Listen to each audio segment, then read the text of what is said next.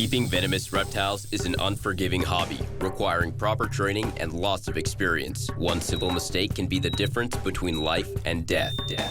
Remember, the most venomous snake in the world is the one that just bit you.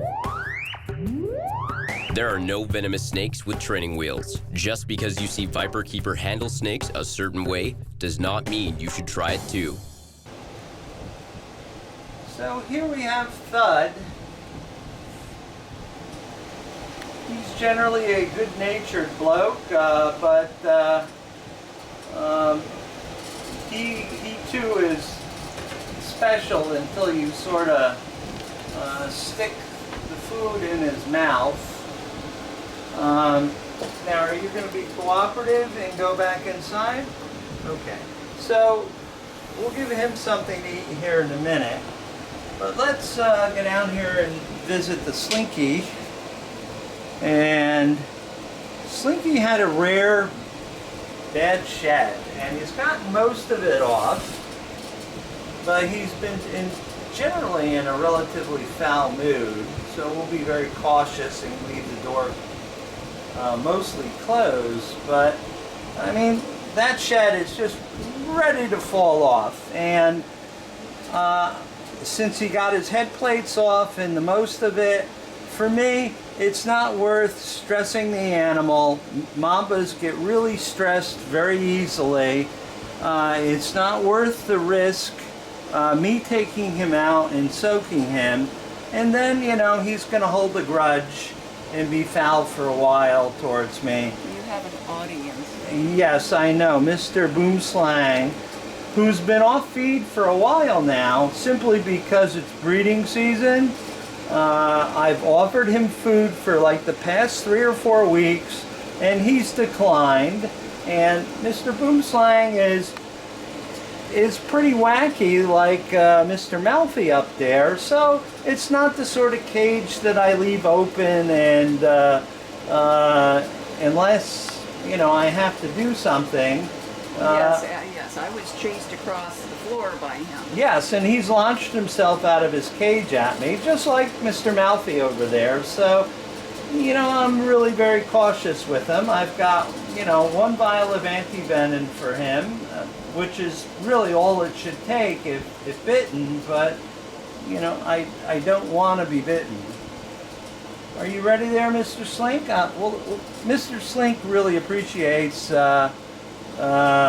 when I wait till he swallows it all the way down.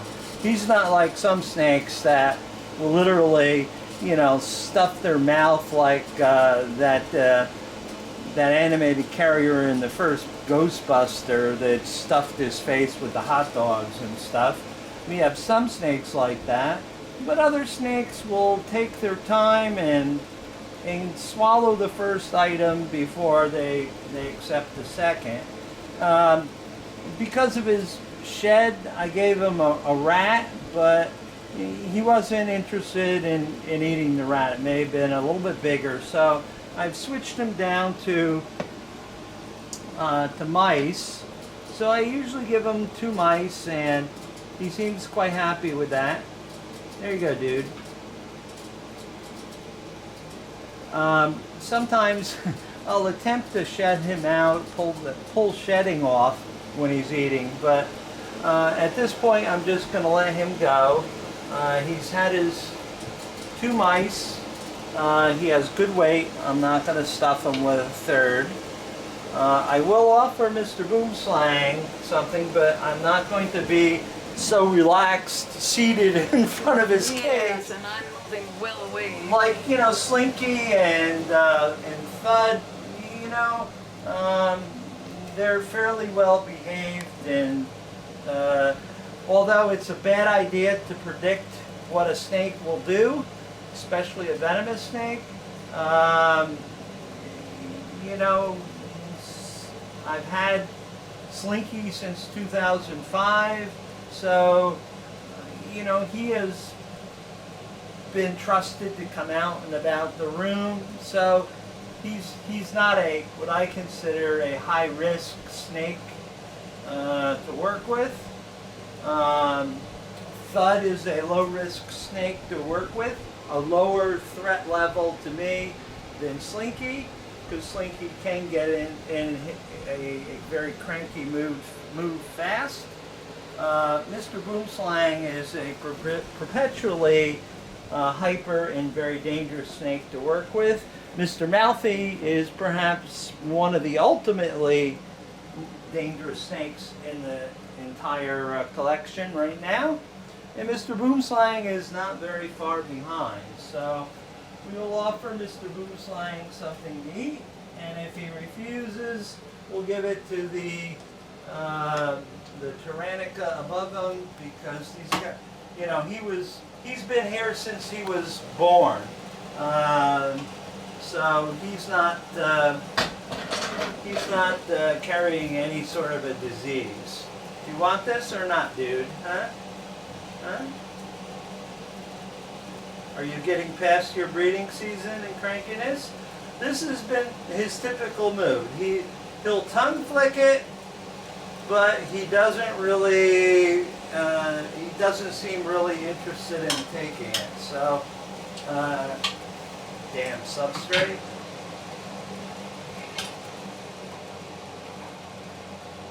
Well, this is the problem with substrate and the way they pile it into the corner. It prevents you from closing the door when you really want it closed.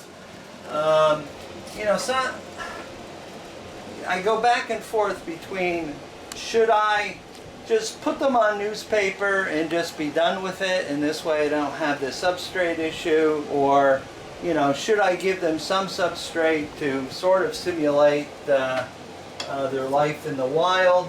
We'll do his water dish later. Okay, dude. Oh, look at Thud.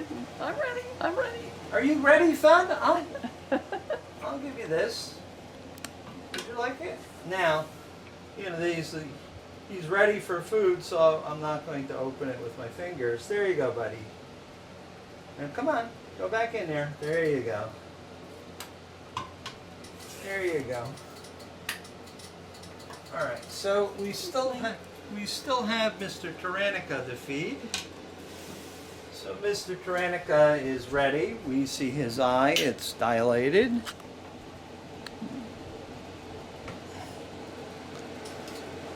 Mr. Tyrannica is from Uzbekistan.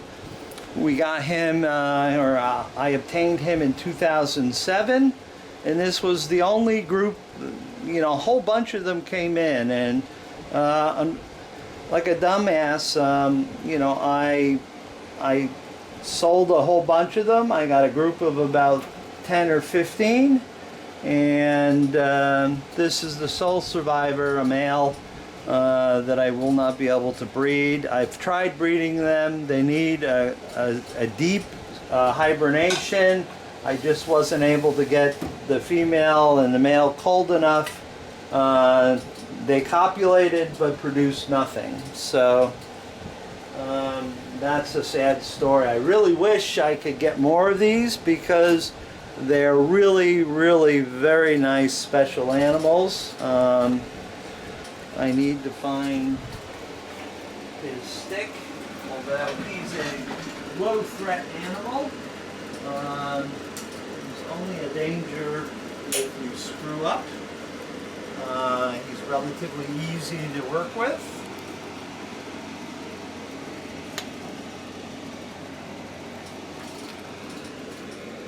Yes, it's 1/3 of the synchronized eating team.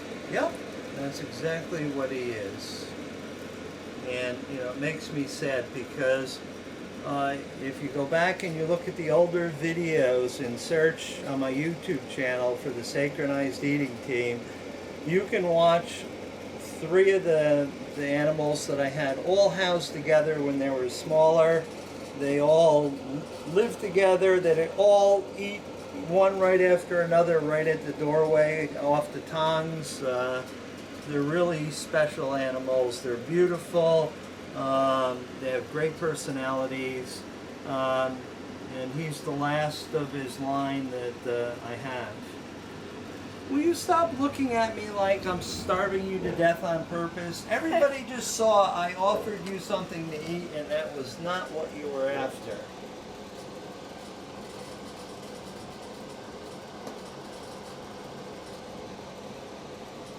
He's lost all of his beautiful color.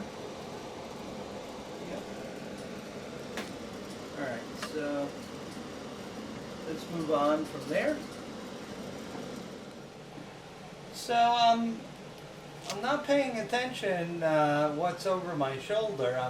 I'm feeding Mr. Mouthy over there, who's a holy terror all onto his own, and I hear thunk against the front of the cage, and it was the rocket reminding me that she's here, and you know, since she had dropped all the slugs, she's been on a feeding binge again. She was born in December of 2016, at Christmas Eve actually, and she is one of the really nice green-yellow phases of the lesser Sunda Island pit vipers, which I have a small group and we're trying to breed, and you know, we just had 13 live babies from a different mother who will feed here in a second.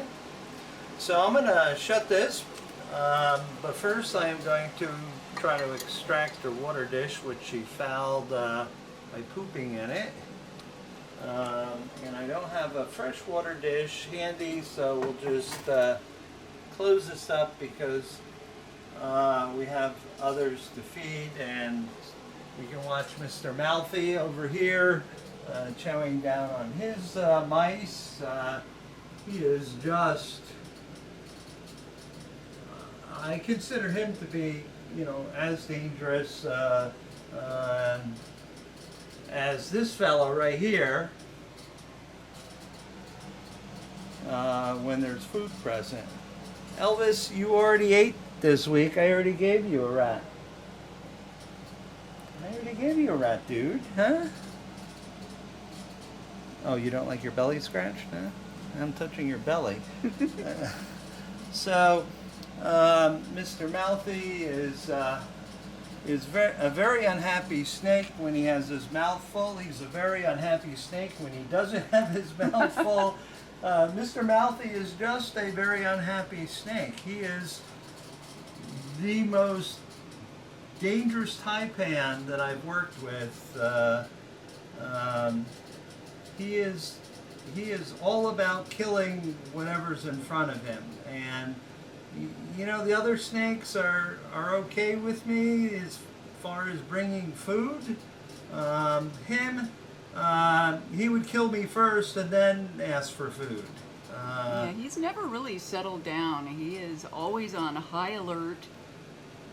And yeah, it's rare to get this kind of footage because I am rarely in the room when he's working with him, because he is very visually oriented and any movement will distract him and have him shooting out of his cage. Yes, I don't even like opening his cage to feed him. How's that? But at any rate, let's go feed this girl down here, who's very patiently waiting for her food. She's the mother of the 13 babies, and I'm not going to open that with my fingers. Hi, yes, yes, I have something for you. I've been giving her extra food because, you know, she just, she basically didn't eat for the last 2 or 3 months of her pregnancy, and so I've been feeding her. I started her off as soon as she was back feeding. I gave her 2 mice a week, and now I'm back to giving her 1 mouse a week, and that's not satisfying her. I bet she would eat 2 easily, but you know, again, we want to slowly rebuild her weight and get her back to a healthy weight where we can perhaps breed her down the road in the future. if we breed insularis again in the future. We've got these little babies that are, Lori and I are cannula feeding, and that requires restraining them.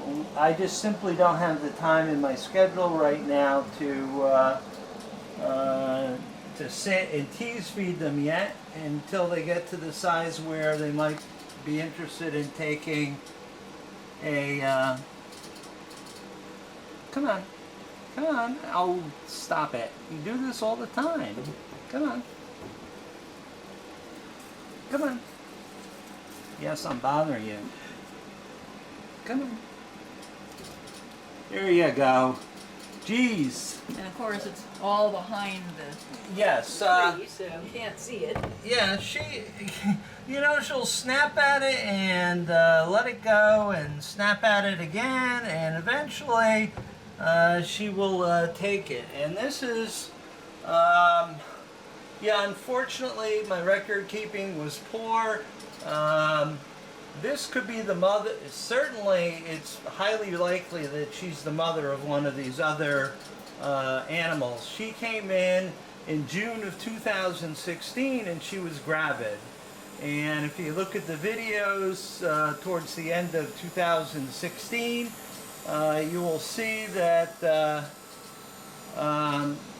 these two are wild-caught females, and now they've. This one is bred in captivity. This other one hasn't. So we shall see what happens.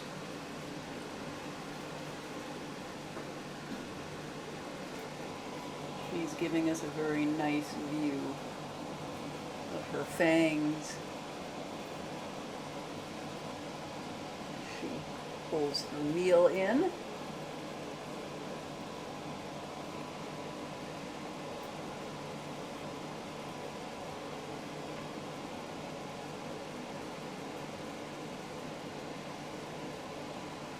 Up.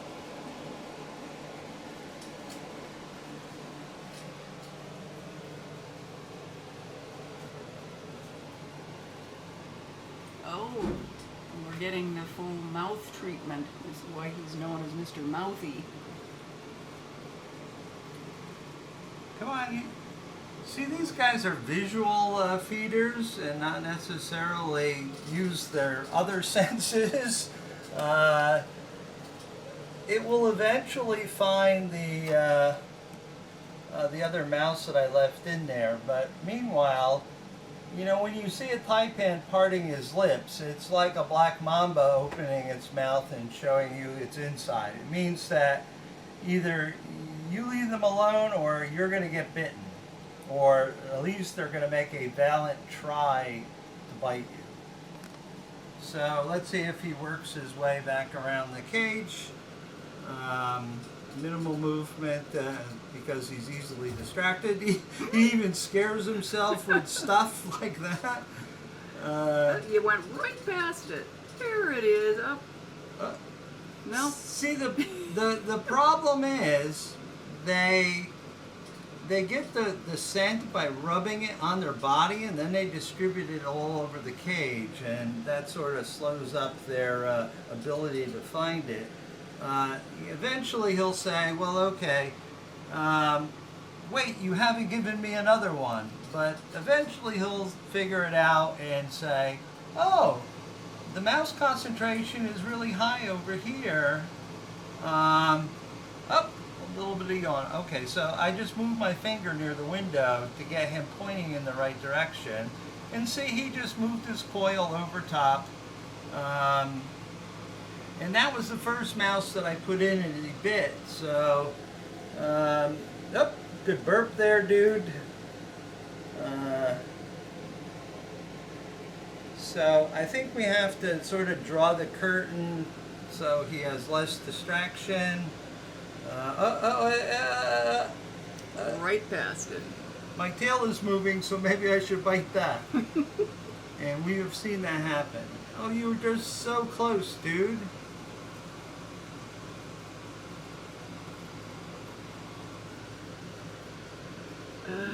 we have snakes that have their own sort of disabilities. He's very special. We saw that with the forest cobra not being able to get out of his trap box to eat and couldn't figure it out. It was like sort of like, you know, those Chinese finger puzzle things. He couldn't get the right combination of movements to get out of his trap box. Well, this guy, you know, he's very twitchy. So we should probably pull the curtain down so he's not so distracted. Oh, But- he saw you move. Yeah, well, That got his attention. I have to put some water in his water dish, but I really sort of want his No. mouth occupied before I do that. Yes, and I'm not going to be in here when you open that cage, so that's it for now.